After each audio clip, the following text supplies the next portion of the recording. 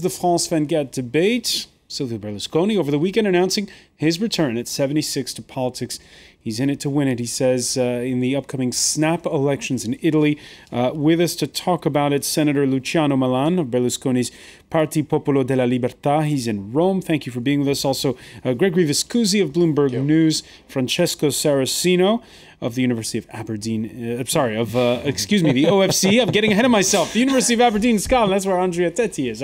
Andrea, thank you for being back with us. And also, we're pleased to be joined by France 24 Media Watch's very own James Creedon. Evening, François. James, what's the verdict on the blogosphere? Well, just to look at some of the front pages and some of the mock-ups that we're seeing online, obviously people taking glee, whether it be true glee or not, maybe they're just mocking the what would you say, umpteenth attempt at a return by Silvio Berlusconi. The front page of Libération this morning already read the return of the mummy. So that's pretty, I suppose, self-explanatory in terms of their reading of things. French press seems to be quite negative, actually, about the possible return of Berlusconi. You can see there as well, Les Echos, a business paper, is taking a step back from the Berlusconi issue and talking about Italy being in full, complete political turmoil. For their Italy correspondent, Philippe Ridet, he says that Berlusconi doesn't give a damn about the country's problems. He actually says il se fiche complètement, which is very strong language to use. He says he only cares about protecting himself from judges because he's involved in 3 different cases at the moment, and also revenge against the European Central Bank and all of those at the European level, and indeed the president of Italy, who forced him out in November 2011. But let's take a look at some of the, I suppose, funnier elements. We're all familiar with this particular keep calm and carry on. Well, the Italian twist on that is stay calm and don't vote for him. You're seeing that as one of the top images linked to Berlusconi on Twitter this afternoon. Also, I'm Italian and I can't keep calm. I'm not sure if that's relation to Berlusconi, but I wanted to show it anyway. Smonte, which means disassembled in Italian. And you can see here a rather youthful-looking Berlusconi putting Monti in his box. He's lost the middle-aged spread there. Exactly. Folding him up and carting him off. And I think this is perhaps one of the most loaded images. I think it's quite difficult to unpack, perhaps. Al forno, that's a Berlusconi pizza coming out of the oven, so we're full of Italian stereotypes. Out of the oven. And they're talking about the 9 circles of Dante's hell, linking that to Berlusconi and the 9 different stages of between limbo, lust, gluttony, greed, anger, heresy, violence, fraud, treachery. If he hasn't already brought enough of that to Italy, according to this mock-up, perhaps we're in for another round. So wait, that was interesting, because before you showed the one where they're disassembling Monti, what's the percentage of mock-ups that are pro or anti that you've seen? Most of what I've seen has been anti-Berlusconi, but I think he's easier perhaps to deride than the technocrat that is Monti, who just happens to rhyme with Smonti. So there you go. Okay, James Creedon, thanks for that. Thanks, François. I know you'll be back later with Laura Baines for more. Mario Monti, it's true, he's not as flamboyant or charismatic as Silvio Berlusconi. This Monday in Oslo, though, refusing really to speculate. The reporters asked him the question, are you gonna try to stay on as prime minister? He said now's not the time to talk about it. And he did say, though, that he almost seemed to be taking a dig at Berlusconi when he tried, after one reporter's questions, to reassure the markets. I am very confident that the Italian elections, when they come, will give room to whatever coalition or government will there be, will be, in my view, a highly responsible EU-oriented government, which will be in line with the huge efforts already pursued by Italy recently in terms of budgetary discipline and structural reforms. An EU-oriented government. That doesn't sound like Silvio Berlusconi is going to be a part of that one, the way he's describing it. Certainly not. Are you surprised to see Monti sort of... I mean, he's almost taking the gloves off at this point. This is not the technocrat that I've been told of. No, I'm not surprised because he has political ambitions. I mean, it's clear. He's just pondering how to actually express them, whether it's best for him to try to to enter into the political arena or find a different role for himself. And I'm not sure he didn't make a mistake politically in being so obvious about saying he wants to resign as soon as the budget's through. I wonder whether it wouldn't have been more astute to force Berlusconi to bring down his government, to make it a more sort of violent ending where the onus is put entirely on Berlusconi instead of just mostly on Berlusconi. Andrea Tetti, do you agree? Well, I mean, the opinion seems to be that this is actually a pretty shrewd move because it means that Berlusconi doesn't have the time in Parliament to take pot shots at him little by little. It also fixes the date of the elections, or it soon will be fixed. So it makes the competition open and clear. And it makes it harder for Berlusconi's side to be able to say, well, to portray themselves as a kind of a good citizen in Parliament concerned simply about the well-being of Italy. All right, so that's Mario Monti, who may or may not be testing the waters politically, but according to you guys, he is, in a way. He's at least thinking about being the next prime minister. And then we mentioned him a minute at the beginning of part one, Pierluigi Bersani. He's the new head of the center-left. He's not a new figure. He's been around before. He told the Wall Street Journal he's learned the lessons from the last time the left was in power and it was unable to muster a wide enough coalition. He also didn't sound like much of a former communist when the same paper asked him about Monti's labor reform. He said, I don't have a negative opinion of it. The thing I'd like to change is to make it less expensive for companies to hire people on long-term contracts. Francesco Saracino, this is the head of the left, and he's talking about making things easier for employers. I mean, that is the problem. I agree that this is a problem much more than Berlusconi is for Italy today, because Berlusconi, I tend to agree, is going to be just a parenthesis for the next few months, and then he will be probably out of the picture. On the other hand, the creation of policies which are different from what is conducted in Europe today, that is a much harder task, especially for a party that has been supporting these policies for the past year because they had to support Monti. So that is the real challenge for the left. And it's not very different, by the way, from the challenge that François Hollande was facing when he was elected last May. And so far, the French government is also having some trouble finding its way between austerity that, I repeat, I don't like to use the word imposed by Europe because it seems that Europe is some sort of immaterial thing that is imposing stuff. I mean, Europe is us, is our governments. But it's certainly, Hollande has been incapable of changing the discourse of Europe, and the Italian left may actually be even more in trouble than Hollande because, of course, Italy is in a weaker position than France. And that is, I think, the problem. Because let's not forget that Europe is not growing, and Italy is growing much less than the rest of Europe. And so Italy has to resume growth, and in this austerity context, this is going to be very hard. Gregory Viscusi, it sounds a bit like France when you hear the leader of the left talking about these. Well, I would say Bersani is even more moderate left than Hollande. I think Hollande, you could argue, is further to the left than Bersani. It's a very moderate center-left party for the most part. The PD, it's got its elements further to the left, but Bersani is certainly no leftist firebrand. The biggest challenge for Bersani is that he just doesn't have a great amount of charisma. He's not a particularly charismatic leader. Renzi, the guy he defeated in the primary, is more charismatic for 37 years old. Yeah, he's also a little bit young, a little bit untested, sometimes a little bit too flamboyant, maybe, sort of tries to pretend a little too much that he was, just like Obama. But without the content of Obama. Yes, exactly. So, but I certainly assume if anyone's frightened that Italy's taking some lurch to the left under Bersani, absolutely not. All right. While we've been speaking, so has Berlusconi. He's just said that in remarks that are picked up by the Reuters news agency that he is a convinced supporter of Europe. He says comments on his candidacy, though, are the latest speculative maneuver against Italy. Luciano Malan, what does he mean by that?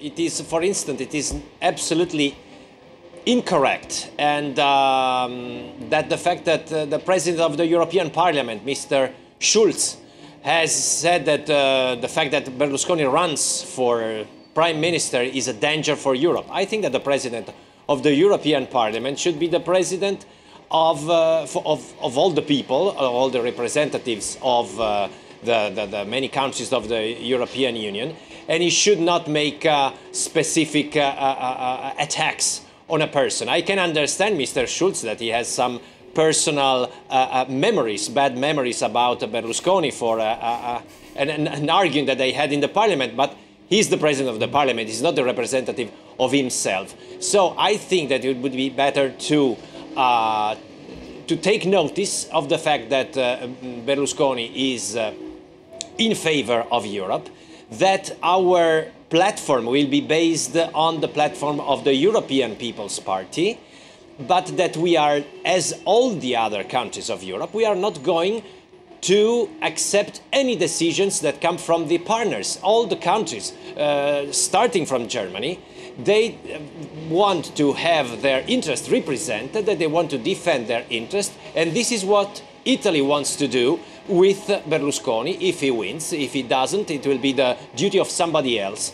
But this is the approach to Europe. We are not some kind of a special guest of Europe. We are among the founders of Europe, and our party, my party, Berlusconi's party, is a member of the European People's Party. We don't have to pass exams of Europeanism, but we have the right and the duty toward our fellow citizens to defend the interest of Italy, and by the way, to defend the interest of Europe. There's something wrong in the fact that European at large, European interest rates on the bonds of the several countries, several member states, are in general much higher than those of other countries that are out of the euro area and out of the European Union, who have a much bigger public debt. Japan, for one, or even the United States, they have a public debt that is almost the same level of Europe as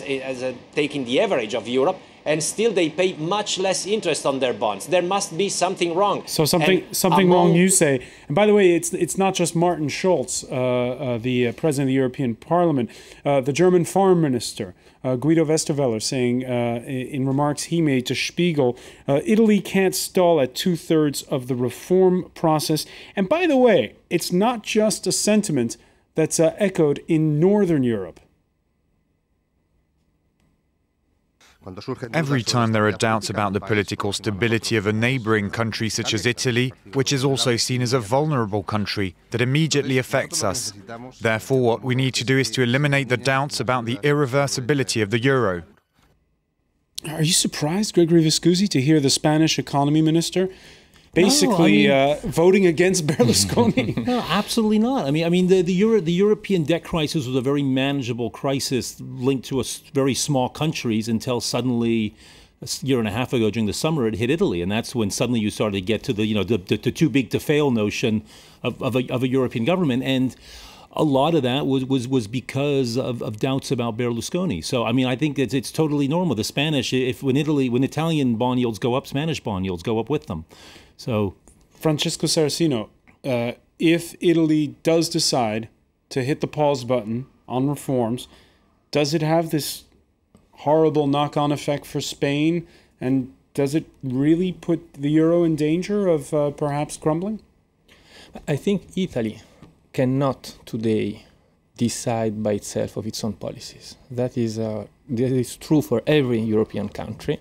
It's true for France. It's probably true for Germany as well. It's certainly not true. It's true for the countries like Italy or Spain, which are under the special observation of markets. Okay, so it's clear that as things stand today, there is no possibility of Italy changing its policies by itself. That doesn't mean that these policies are right. I think, I repeat once again, that austerity is choking the south of Europe, and sooner or later this will spill to the northern part of Europe. It's actually doing it already, because Germany is starting to suffer from low exports to European partners. So the thing is that we need a government which is credible enough and strong enough domestically to bring a different voice to Europe, and there it could find some help from the French government and from other governments. That is something that the government of Berlusconi can certainly not do, because the government of Berlusconi would, we saw it, sorry, from the remarks that just went on, the government of Berlusconi would go back to basically an irrelevant Italy. I'm still, I mean, maybe people forgot, but there were a few news footages of the last meeting, European meetings before Berlusconi was brought down, that were amazing because people talking at these meetings and Berlusconi just walking around, nobody to talk to. This is not something we want. We want an important Italy, and then that important Italy hopefully will change the policies that Italy is carrying on today. I think we got to separate two things with Berlusconi here. His criticisms of some of Monti's economic policies are not totally crazy at all. I mean, you know, there has been the country is being asphyxiated in Italy, and there's probably been far too much effort simply on the austerity side in Italy, and not on measures to get growth going. Which, after all, growth is the problem in Italy. It's not that Italy's deficit is not that big. It's the growth that has not allowed the country to absorb its huge debt. That's the problem. However, the other side of Berlusconi is that he's been in power for a good part of the past 15 years, and he's done very little about that. I mean, you really can not point to any major reforms, liberalizations, you know, privatizations, whatever, that would have allowed Italian economic growth that took place under his time in office. And he just has no confidence amongst other European leaders, and that's just crucial right now. He just has absolutely zero. They see him with horror. It would really set back Italy a lot for him to come back. Andrea Tetti, the old adage goes, a crisis is a terrible thing to waste. Is Italy on the cusp of good or bad things now? Well, that depends very much. I mean, I agree with your previous speaker that you know, the European counterparts are very justified in their extreme caution on Berlusconi. You know, one of your previous speakers was saying that the criticisms are not entirely unjustified, and that's absolutely true. But for them to come from him is pretty hypocritical, given the kind of policies that he conducted earlier on. Liberalization, for example, that's actually very important. But you know, and Monti himself is guilty of not carrying these out for a whole series of political reasons. It would be really nice to see liberalization, for example, in the telecommunications sector, where as a Europeanist party, as Mr. Malan said earlier on, it would be nice to see Berlusconi actually uphold ECJ rulings, for example, on his media holdings. And in terms of foreign policy, you mentioned Spain, but I would point to, you know, our partners to the south, Egypt and Libya. How is the Libyan leadership going to react to Berlusconi returning to power when Berlusconi was famously asked by a journalist whether he'd spoken to his friend Gaddafi during the uprising, and he responded that he didn't want to disturb him. I mean, this is a person who is very clearly oriented towards his own personal agenda. But Italy did take part in NATO, in the NATO operations there. Yes, absolutely. But you can't really exactly say that Italy was at the forefront. We had a Minister of Interior, Roberto Maroni, who was talking about a human tsunami. You know, in terms of immigration from the Arab uprisings. All right, so I think it's really difficult to underestimate the political impact of Berlusconi coming back to power. Andrea Tetti, we're going to have to leave it there. I want to thank you for joining us from Aberdeen. I want to thank as well Luciano Malan for being with us from Rome, and here in the studio Francesco Saracino and Gregory Viscusi. Thank you for joining us here in the France 24 debate. We didn't get a chance to talk.